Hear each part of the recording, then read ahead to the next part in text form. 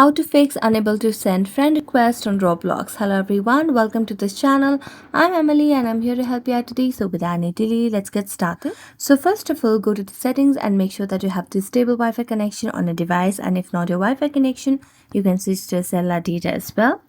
After that, go to the Play Store application on your device and then search for Roblox application just to make sure that you have the latest version of the application on your device.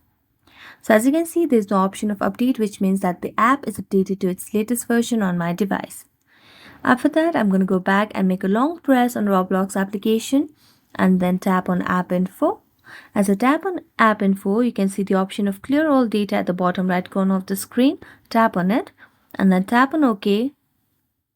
And then go to the app permissions and make sure that you have toggled on all the required options such as camera, contacts, files and media and so on. So thank you so much for watching this video and see you next time.